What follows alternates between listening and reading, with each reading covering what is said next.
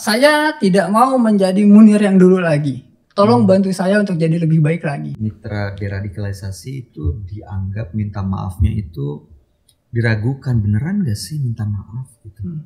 Tanggapannya gimana tuh Mas Munir kalau ada anggapan seperti itu? Saya dipertemukan dengan korban itu Pak, kebetulan polisi ya, Ibda Bambang Adi Cahyanto. Saya langsung minta maaf kepada beliau. Bahkan saya juga bilang seperti tadi Bapak Iwan cerita ada kisos gitu kan. Saya bilang saya ikhlas Pak. Kalau pada saat itu Bapak mau kisos saya, membalas saya dengan apa rasa sakit Bapak derita dulu akibat ulah saya ikhlas Pak. Pasti ada proses untuk melewatinya sampai ke titik ikhlas. Betul. Itu gimana caranya supaya sampai ke titik keikhlasan itu Pak? Ketika mata saya diambil, istri saya diambil, saya ikhlas. Itu apa? Hanya titipan. Ditambah lagi saya kalau setiap sholat itu membaca doa kita, inna sholati wa nusuki wa mahyaya wa mamati lillahi rabbil alamin. Sesungguhnya sholatku, ibadahku, hidup dan matiku hanya karena Allah. Jadi walaupun sesakit apapun kita rasakan, sepedih apapun kita ini, kalau itu ditanamkan dalam, insya Allah ringan hidup ini.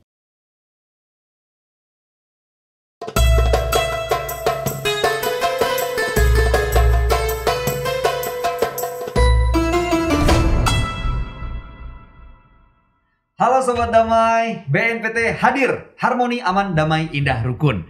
Bayu Oktara hadir kembali menyapa kalian semua tentunya dalam podcast Cafe Toleransi. Dan kita tahu bulan Ramadan telah berlalu, hari kemenangan pun telah tiba. Momen Hari Raya Idul Fitri menjadi spesial untuk saling bersilaturahmi dan bermaaf-maafan.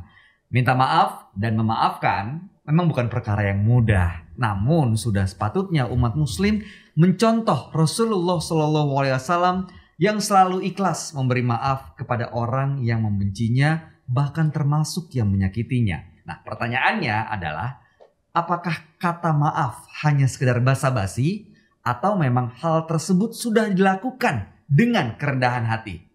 Di episode spesial Idul Fitri 1444 Hijriah ini, kita akan bertanya langsung kepada dua orang narasumber yang salah satunya merupakan mitra deradikalisasi yang sempat mengelola dana teror dulunya, dan juga seorang penyintas dari aksi kekerasan tindak pidana terorisme tahun 2004 di Kedubes Australia. Apakah mereka telah melewati arti maaf dan memaafkan dengan apa yang telah diperbuat dan perihnya luka? Langsung saja kita sapa Munir Kartono dan juga Iwan Setiawan. Assalamualaikum. Waalaikumsalam. Apa kabar Mas Munir? Alhamdulillah baik. Apa kabar Pak Iwan? Alhamdulillah baik. Sehat semuanya? Insya Allah. Gimana Idul Fitri? Penuh sukacita? Alhamdulillah. Alhamdulillah ya. Terima kasih sudah hadir di podcast Cafe Toleransi. Nah, tentunya kami juga minta izin dari Sobat Damai untuk bisa melepas masker. Kami sudah menjalankan protokol kesehatan sesuai ketentuan dan mohon diizinkan supaya kita bisa menyampaikan pesan dengan jelas. Silakan Mas, Pak. Okay. Saya manggilnya Mas Munir aja nggak apa ya? Iya siap. Dan Pak Iwan nih. Siap. Pak Iwan boleh diingatkan sedikit nggak sekilas waktu tahun 2004 itu Pak Iwan ada di depan Kedubes ya, lagi melintas di dekat situ ya? Siap ya. Sebelumnya kenalin dulu, saya Iwan Setiawan.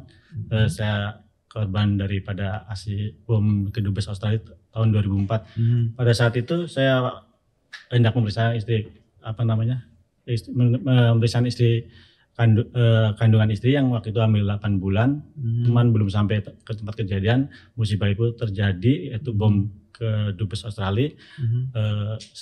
Di situ saya mengalami cacat mata dan istri dampak dari itu meninggal.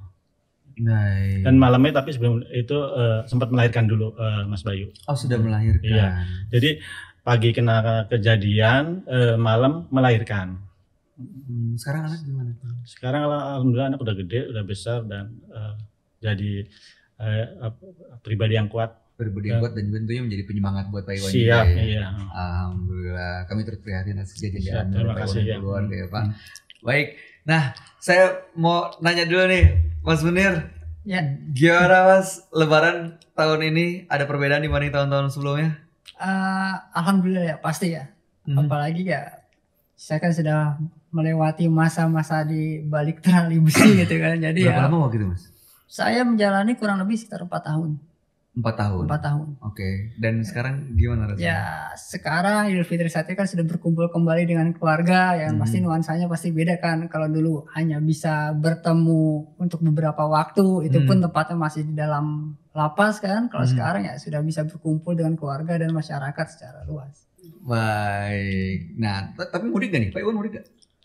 Insya Allah mudik.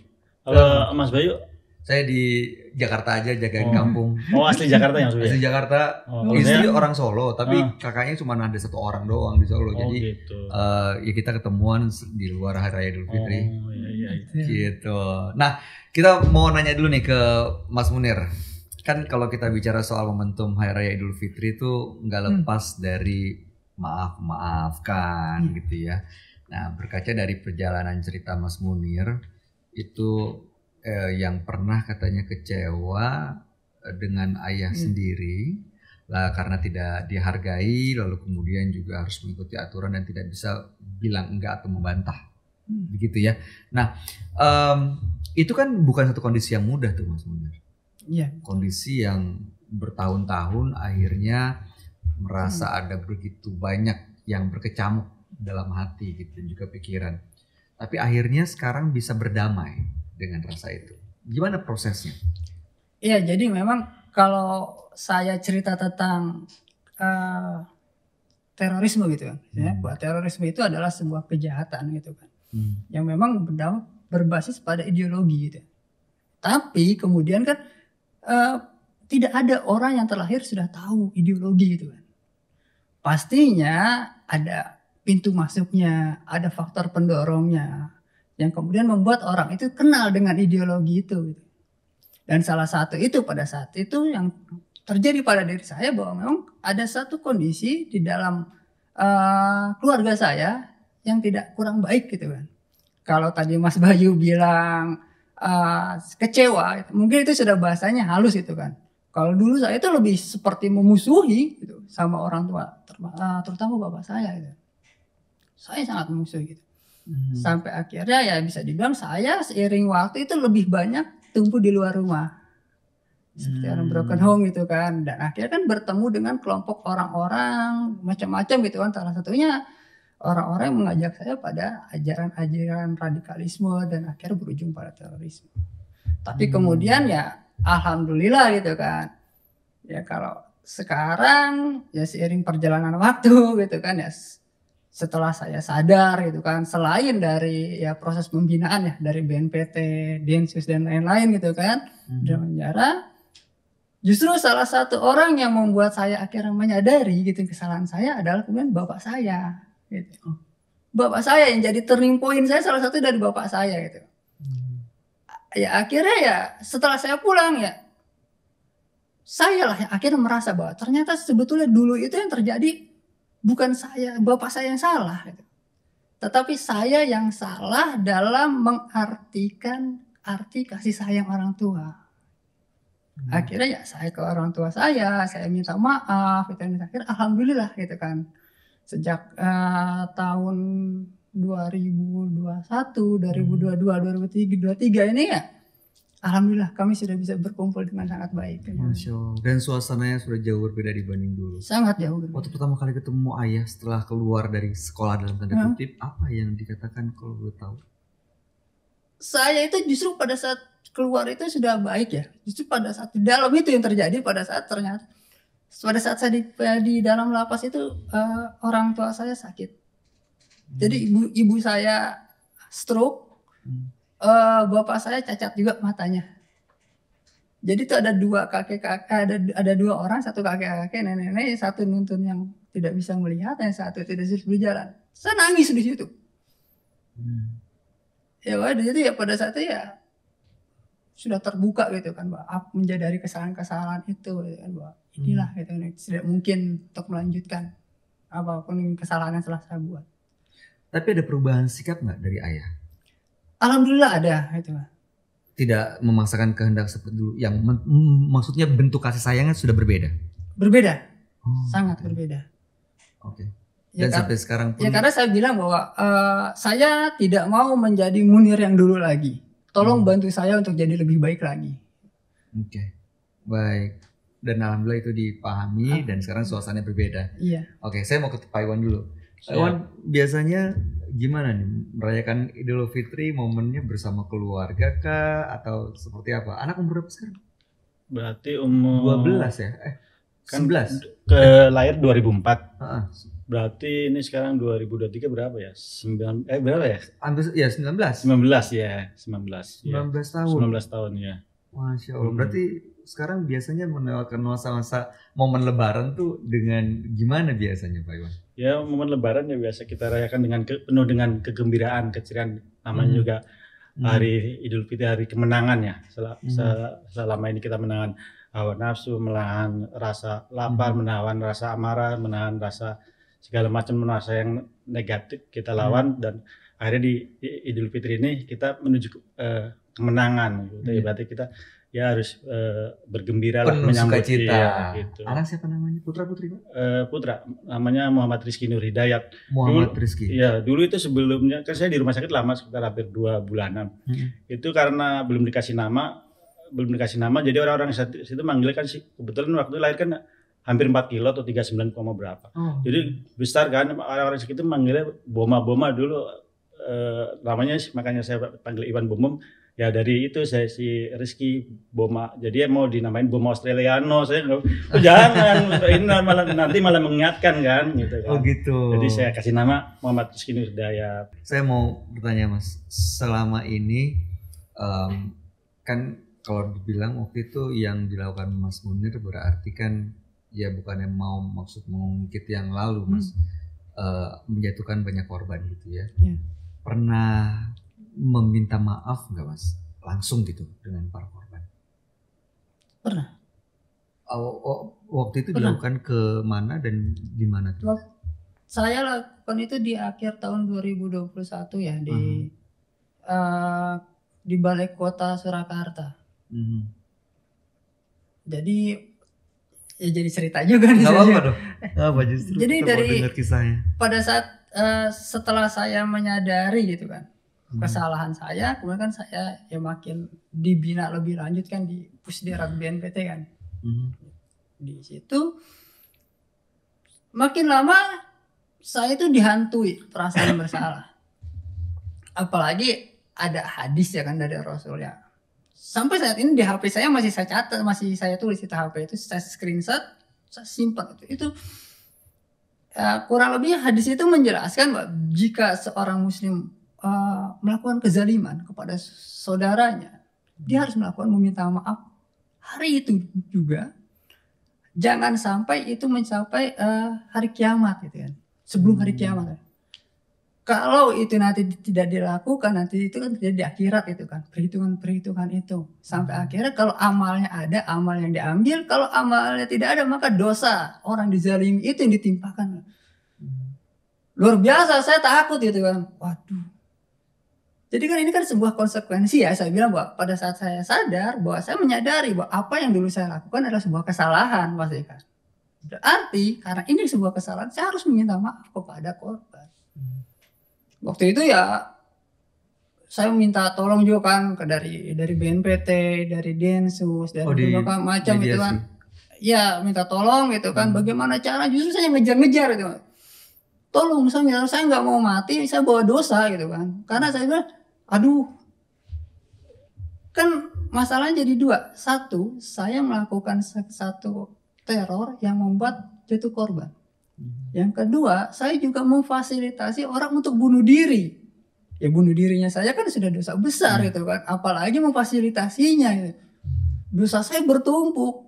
Tapi saya harus punya sesuatu, ada effortnya lah gitu kan. Untuk mengurangi lah dosa-dosa itu. Akhirnya saya alhamdulillah waktu itu ya dibantu dengan berbagai pihak kan. Dari BNPT, Densus, Pemprov Jawa Tengah, terus pemerintah Kota Surakarta, banyak termasuk NGO juga yang membantu saya. Akhirnya kami saya dipertemukan dengan korban itu Pak, kebetulan polisi ya, Ibda Bambang Adi Cahyanto.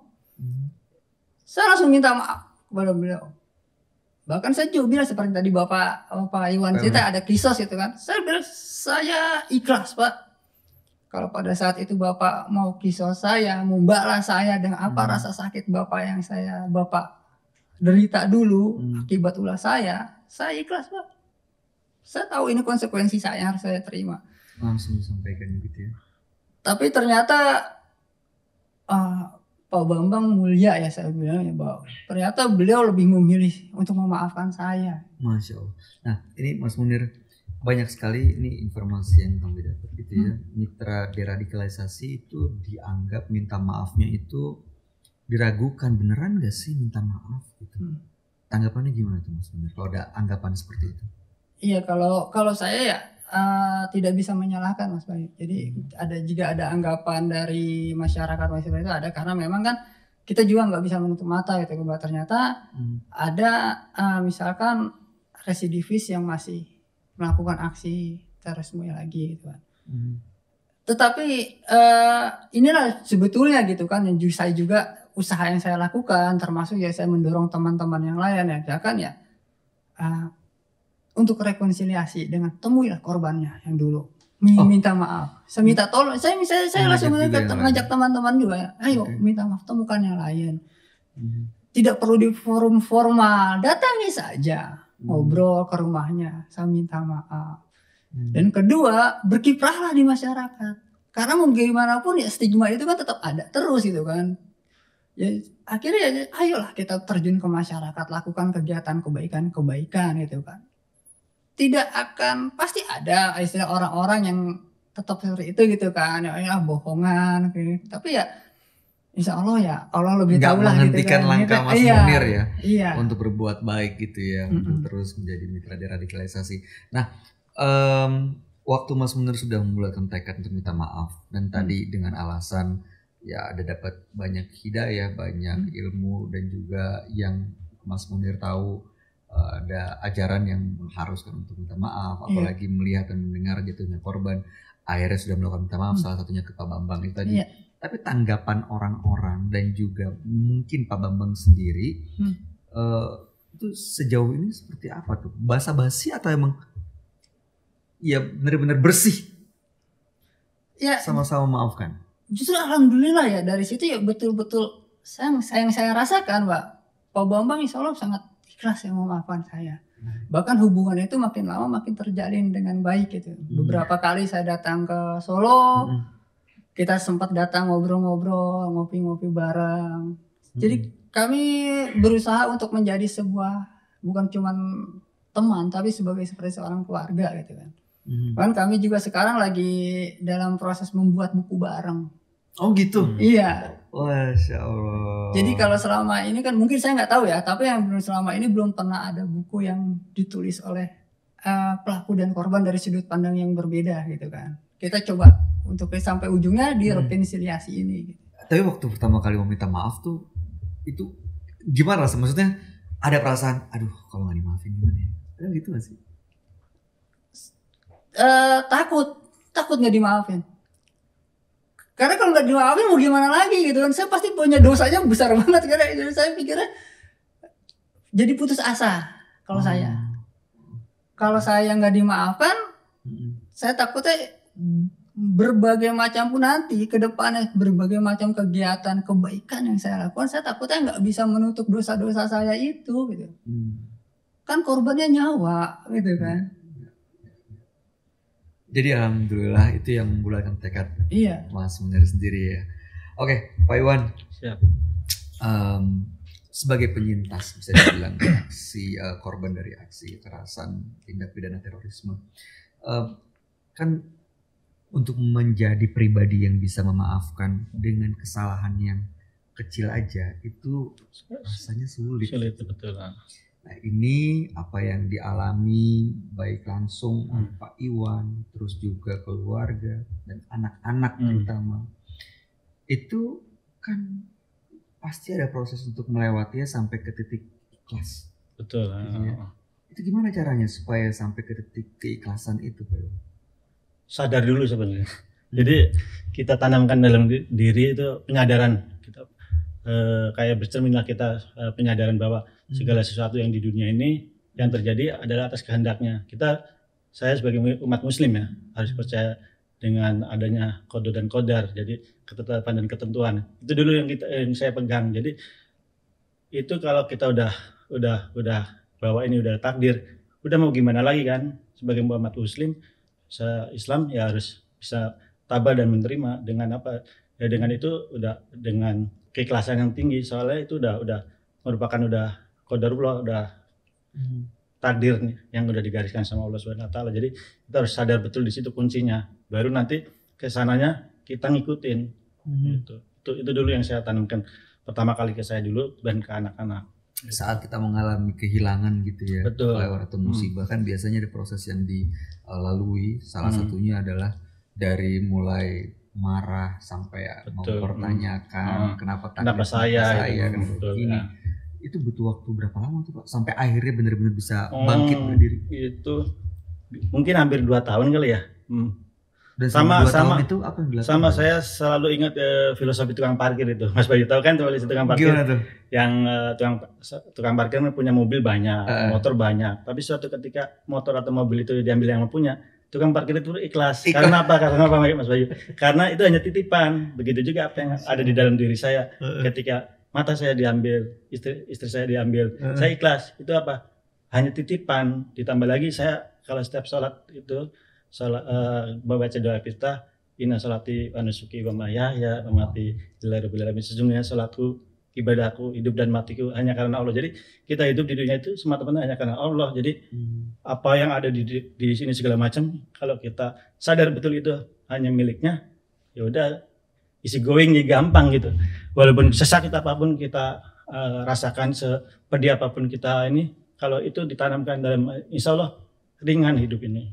Sesusah apapun ringan, bisa lebih ringan. Betul, walaupun secara manusiawi kayak saya untuk bercerita gini ngomong kan kayaknya berat gitu kan, kayak nggak sesuai. Cuman itu yang jadi pondasi kita. Jadi kita dari berat itu lama-lama bisa dengan sendirinya enteng gitu.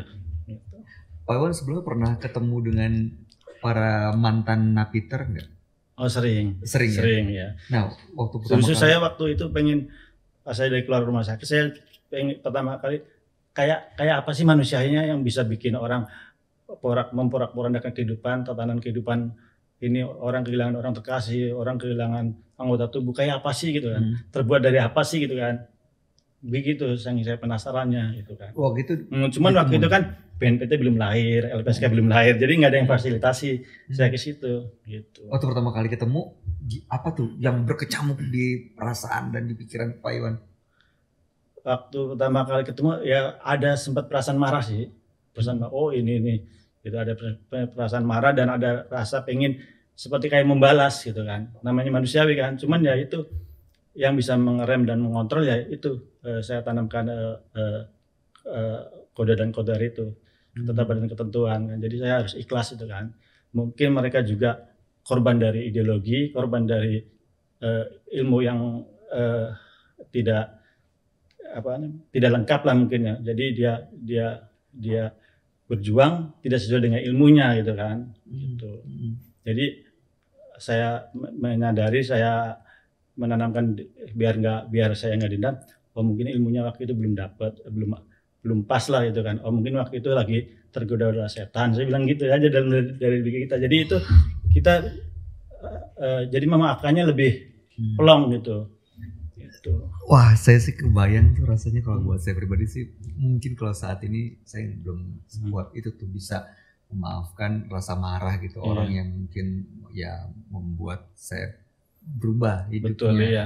Tapi saya yakin Pak Iwan dilindungi Allah sehingga punya kekuatan itu tuh. Amin, ya. Oke, Mas Munir, saat ketemu tadi Mas Munir cerita dengan Pak Bambang, korban terorisme, bahkan sudah punya proyek bareng ya. Nulis buku apa tuh Pak? Iya, bukunya kebetulan kan belum, masih dalam proyek, jadi belum mulai diceritain ya? Belum sih. Tapi yang jelas ini tentang cerita kasus itu dari dua sudut pandang yang kita yang berbeda. Dan sampai ujungnya itu ternyata yang kita titik poinnya itu bahwa itu tentang rekonsiliasi, perdamaian.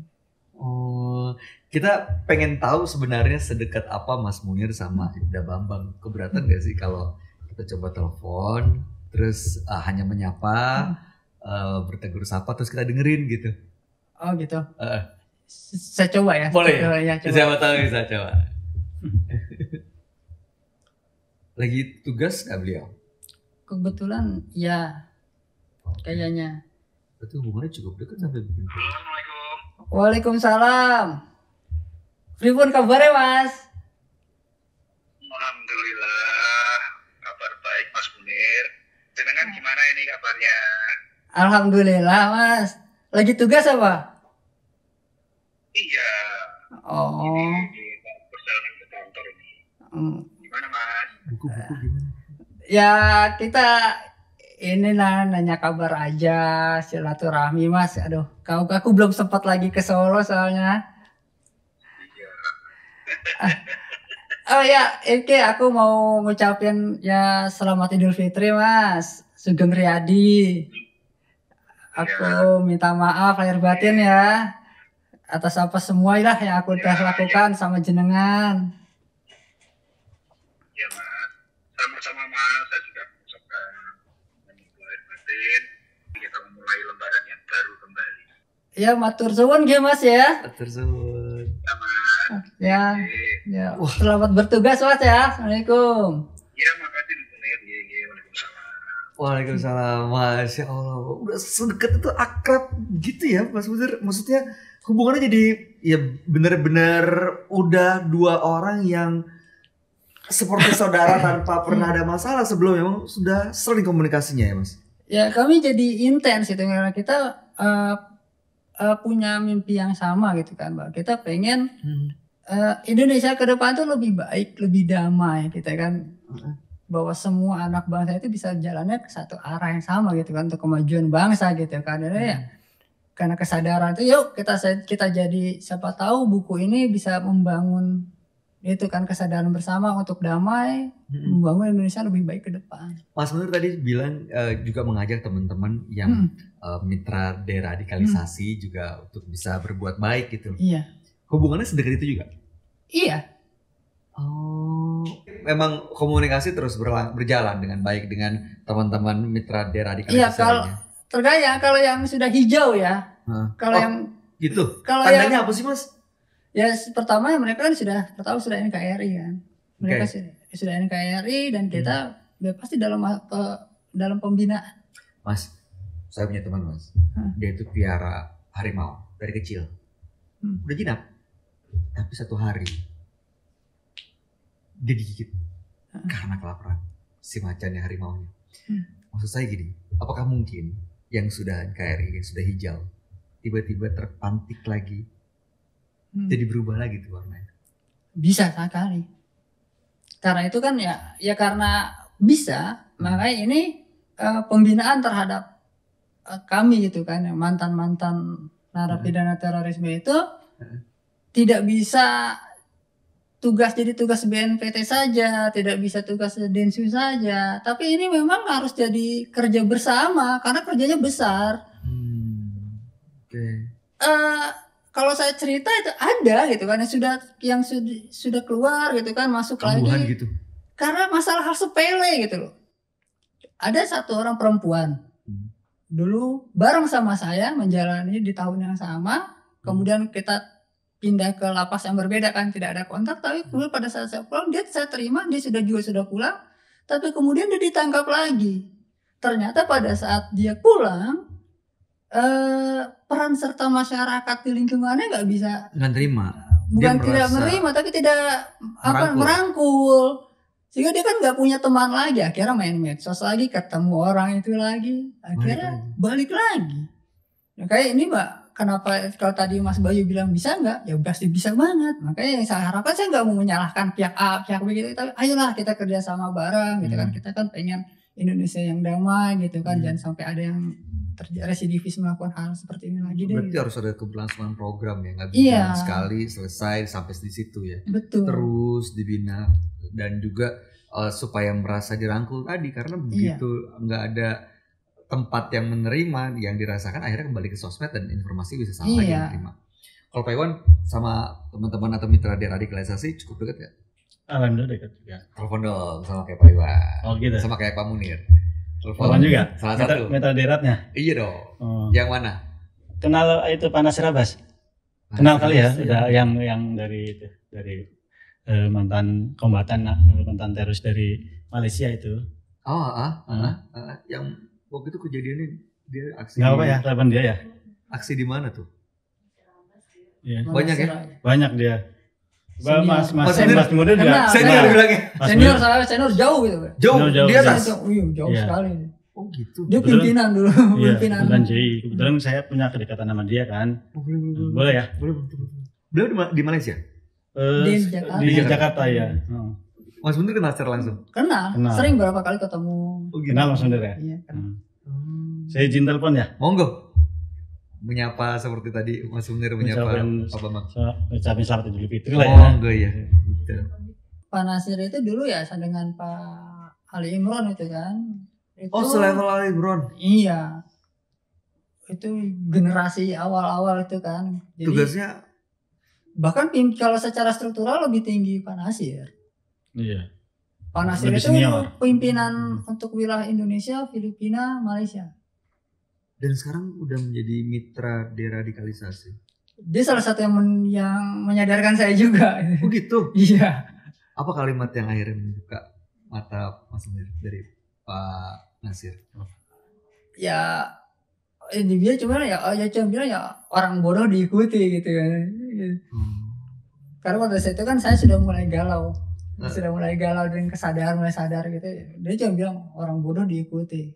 Ngapain gitu. Ya, jadi ya orang-orang dulu kan setelah saya kan dari JI itu kan dulu kan ke Al-Qaeda kan. Saya akhirnya kena kasusnya kan akhirnya di ISIS. Ya itu kan ngapain ngikutin orang bodoh, orang ISIS itu orang-orang bodoh dibilangnya kan gitu kan. Ya udah akhirnya oh iya ya. Masya Allah. Kalau Pak Iwan kenal Pak Nasir di mana tuh Pak? Sebenarnya kenalnya udah lama. Dulu kita dipertemukan waktu acara bedah buku yang Pak Nasir kan Pak Nasir ada bukunya tuh. Terus saya dihadirkan dari sisi korbannya. Sudah dekat sekarang hubungan. Sekarang malah satu yayasan. Jadi Pak Nasir itu pembina, saya itu di pengurusan sebagai humas kan. Jadi hampir setiap minggu akan kita ngadain rapat kan. Jadi setiap minggu intens ketemu Pak Nasir gitu. Gitu. Jadi kita kan cerita sedikit tentang yayasannya. Ya, kita kan yayasan apa namanya? FKAI. Dulunya yayasan mungkin tahu ya Forum Komunikasi Alumni Afgan. Dulu Forum Komunikasi Alumni Afgan, sekarang Akhlakul Karimah. Karimah yang baik ya. Itu di dalam yayasan itu ada deportan, mantan teroris, mantan kombatan, mantan jaringan, termasuk korban terorisme. Oh, di satu forum yang iya, sama. Jadi visi misinya ya yang saya kenapa saya ikut gabung, dia pengen melayani korban gitu. Seorang pelaku loh, saya apresiasi banget gitu kan sama Pak Nasir dan sama teman-teman, seorang pelaku pelaku bom lah, merasa bersalah, merasa jadi sebagai wujud dia meminta maaf, dia ingin melayani korban, makanya di yayasan itu FKI itu ya saya ikut bergabung dan nggak ragu. Ini visi misinya diantaranya ikut pengen melayani korban bom gitu, kan itu mulia sekali kan. Iya, kalau mendengar cerita Mas Munir tadi bahwa ada yang kambuhan, mudah-mudahan forum ini justru tetap menjaga supaya nggak muncul lagi, tumbuh lagi tunas-tunas ideologi yang salah itu. Ya. Dan saya berharap kan setiap kali dia melihat korban kan dia sebagai pengingat, oh ini loh dampak yang kamu timbulkan sebagai ekses dari aksi kekerasan kamu sekalian. Jadi kan dia ya kadang kan seperti kayak Mas Bayu cerita tadi, saya punya teman miara harimau itu lapar, suatu ketika harimau itu makan itunya ini ya. majikannya. Nah, mungkin dengan hadirnya saya para korban di situ sebagai pengingat mereka untuk selalu berbuat baik. Ya, saya berharap di situ kan. Insya Allah, mudah-mudahan terus minta membawa doanya, dan menebar kebaikan terus. Betul ya. Nah, ini ke Mas Munir dan juga Pak Iwan. Kita tahu nih BNPT punya program yaitu salah satunya upaya untuk mempertemukan pelaku dan juga korban aksi terorisme, dan nama programnya itu adalah rekonsiliasi silaturahmi kebangsaan. Seberapa jauh nih Mas Munir sama Pak Iwan terlibat dalam kegiatan ini? Udah pernah datang? Kalau saya belum. Belum, Mas Munir belum. Belum. Oke, Pak Iwan? Kalau saya hampir setiap kali BNPT, alhamdulillah hampir setiap kali BNPT ada program rekonsiliasi ya, saya selalu itu diikutkan, maksudnya dirangkul lah, diikutkan gitu. Dari mulai awal pertama kali kalau nggak salah kan di gongnya itu di Hotel Borobudur tahun berapa itu waktu itu ya? Oh Pak Nasir. Oh Pak Nasir ada. Boleh saya angkat. Boleh angkat boleh. Coba ya. Ya. Maaf. Halo. Ya, assalamualaikum Pak Nasir ya. Waalaikumsalam. Ya, saya. Sehat Pak. Boleh nih sekarang bicara. Oh boleh. Ini lagi on kamera nih. Iya. Oh iya baik. Ya apa kabar Mas Iwan? Alhamdulillah baik. Pak Nasir apa kabar? Syukur, alhamdulillah.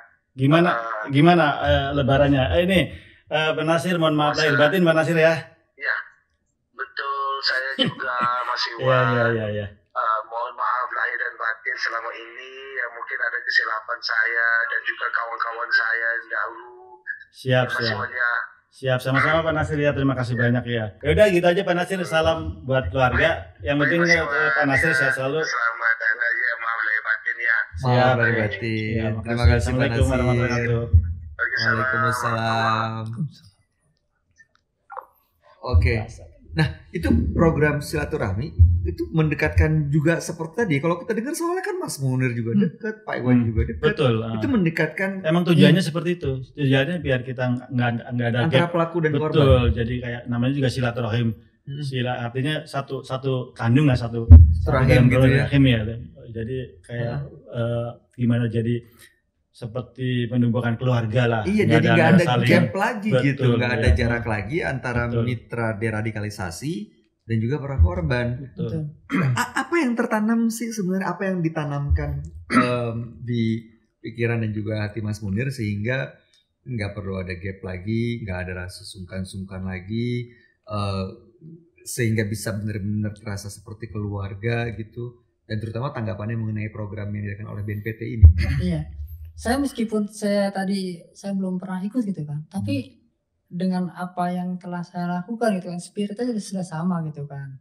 Saya bilang ya ini cuma masalah ini aja lah gitu kan, keterbatasan waktu dan tempat gitu kan, karena kan mitra deradikalisasi seluruh Indonesia itu banyak gitu kan, ya nggak mungkin terundang satu persatu gitu kan, ya mungkin ada, ya jadi ya nggak ada masalah selama ini, yang penting karena kita memang spiritnya sama lah gitu kan, kita ingin Indonesia yang damai gitu kan. Sudahlah kita, saya pengen Indonesia jadi damai itu udahlah, dengan konflik-konflik yang ada, dengan mungkin ada beban sejarah, beban apa lagi gitu, yang masa lalu sudah lo kita islah, kita bersama gitu kan. Untuk karena apa ya untuk masa depan Indonesia juga gitu kan, kapan Indonesia akan lebih maju lagi kalau kita masih selalu dengan punya PR yang sama di masa-masa yang lalu gitu kan. Dan ini semangat yang akhirnya membuat Mas Munir juga jadi nggak ada gap untuk terus berbuat yang baik dan menebarkan kebaikan itu ya. Dan yang jelas yang tadi kembali kepada hal yang membuat saya tanamkan ke teman-teman untuk itu minta maaf itu ya, ayolah minta maaf gitu, jangan sampai keburu di akhirat gitu loh, minta maafnya nggak bisa gitu. Iya. Itu spiritnya. Selama masih ada nafas, betul, jangan ditunda lagi. Iya. Ya mudah-mudahan dengan sejarah yang pernah dilalui, mungkin sejarah yang nggak selamanya menyenangkan, ini justru malah menumbuhkan kecintaan terhadap NKRI, betul, yang akhirnya menumbuhkan semangat untuk bisa menjaga kerukunan, keamanan, damai, betul, indah. Ya. Oke, nah sekarang kan kita tahu nih BNPT baru saja mendapatkan pimpinan yang baru nih tanggal 3 April lalu dilantik oleh Presiden Joko Widodo, yaitu Komjen Polisi Profesor Dr. Haji Riko Amelza Daniel, MSI, sebagai Kepala BNPT yang baru. Apa nih harapannya supaya khususnya ini bisa mempererat silaturahmi antara pelaku dan juga para penyintas dari Pak Iwan dulu Pak. Apa harapannya buat Pak Riko? Ya, kalau harapan saya sama Pak Kepala BNPT, ya program-program rekonsiliasi pengen saya sih kalau diseringkan nggak ini ya kan, Kalau saya kan setahun sekali. Kalau bisa sih jangan setahun sekali, 2 tahun, setahun 2 kali apa 3 kali. Momen bertemunya korban dan pelaku tindak pidana terorisme, pelaku dan korban itu ini sangat sangat berharga dan berarti buat kami para korban akan artinya permintaan maaf yang benar-benar tulus dari para pelaku, dan itu harus perlu dipupuk terus, soalnya kadang namanya manusia kalau lagi keimanannya lagi kuat pasang surut pasang surut, jadi semakin dia ketemu sama korban, berkegiatan bareng, bermitra bareng, bersilaturahim gitu, bersinergi, itu semakin dia menguatkan, meninggalkan kehidupan yang masa lampaunya yang suram, yang keras gitu kan, dengan dia melihat sisi dari korbannya gitu. Jadi saya berharap kepada Pak Kepala yang baru, ya korban rekonsiliasi nasional ini ya kalau bisa perlu ditambah lah, lebih ditingkatkan gitu, yang melibatkan antara pelaku dan korban gitu. Banyak kegiatan yang melibatkan pelaku dan korban. Baik, Mas Munir, apa harapan untuk Kepala BNPT yang baru? Banyak banget. Silakan Mas. Ya, kalau tadi kalau Pak Iwan bilang katanya frekuensi dibanyakin, kalau saya mungkin lebih kalau untuk forum silaturahmi atau rekonsiliasi gitu kan dengan korban antara penyintas dan dulu pelaku, ya kalau bisa ya lebih dipersempit gitu, misalkan di persektoral gitu, misalkan Jawa Barat, Jawa Tengah itu. Jadi karena kalau misalnya kita nunggu harus event yang nasional gitu besar kan, mungkin akan ada yang nggak bisa datang, nggak bisa, terlalu jauh gitu kan. Jadi kalau misalkan dalam skup yang lebih kecil, mungkin kesempatan untuk hadirnya itu bisa lebih terbuka, dan pastilah kedepannya nanti karena sudah berkumpul, nanti berkomunikasi, akhirnya jadi nanti silaturahmi kan, kedekatan itu kan terjalin dengan sendirinya kedepannya. Itu yang kalau untuk itunya ya. Kalau untuk ke ya ke depan kalau ke BNPT ya, karena saya kadang pernah berapa kali juga kan ada kegiatan dengan dari pusat media damai dengan teman-teman dari anak-anak mudanya kan BNPT gitu kan. Ayo gitu kan kita lebih semangat lagi gitu kan, terutama pada dalam di media sosial ya. Karena salah satu dulu selain saya karena kan peran saya itu dulu selain saya dana gitu kan, saya itu kan ya istilahnya membuat konten-konten di media sosial gitu kan, sampai hari ini gitu saya melihat media-media yang berbasis kekerasan, terorisme itu masih banyak gitu kan. Jadi artinya betul. Iya, ayo kita sekarang. Iya, ayo kita sekarang kita semangatin lagi gitu kan. Kita ini lagi, jangan sampai seperti ini terus masih ada gitu. Siap. Terima kasih banyak Mas Munir harapannya. Terima kasih juga Pak Iwan. Iya, terima kasih banyak. Pesan-pesan dan ceritanya. Mohon maaf kalau akhirnya membuka luka lama lagi. Salam hormat untuk anak-anak dan juga keluarga. Mas Munir mudah-mudahan selalu semangat terus menebar kebaikan. Terima kasih sudah berbagi cerita Mas. Salam juga untuk ayah dan ibu. Sobat Damai, maaf dan memaafkan dilakukan sebenarnya tidak hanya untuk hari Idul Fitri saja.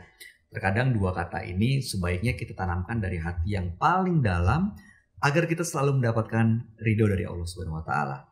Kalau dengan datangnya Idul Fitri tetapi hati kita masih kotor dan masih tersimpan rasa benci, maka butuh momentum seperti apa lagi yang bisa melembutkan hati kita untuk bisa memaafkan orang lain. Yuk Sobat Damai, mari kita bersihkan hati, sucikan diri di hari yang fitri ini agar langkah kita ke depan selalu menjadi petunjuk kebaikan di dunia maupun di akhirat nanti. Akhir kata, saya Bayu Oktara dan tentunya mewakili segenap keluarga besar BNPT Republik Indonesia. Kami mengucapkan taqabbalallahu minna wa minkum, taqabbal ya karim. Selamat Hari Raya Idul Fitri 1444 Hijriah. Minal aidin wal faizin. Mohon maaf lahir dan batin. Mari kita tutup dengan takbiran bersama. Silakan Pak Munir, mohon dipimpin. Allahu Akbar, Allahu Akbar, Allahu Akbar. La ilaha illallah, Allahu akbar, Allahu akbar, walillahil hamd. Allahu akbar, Allahu akbar, Allahu akbar. La ilaha illallah, Allahu akbar, Allahu akbar, walillahil hamd.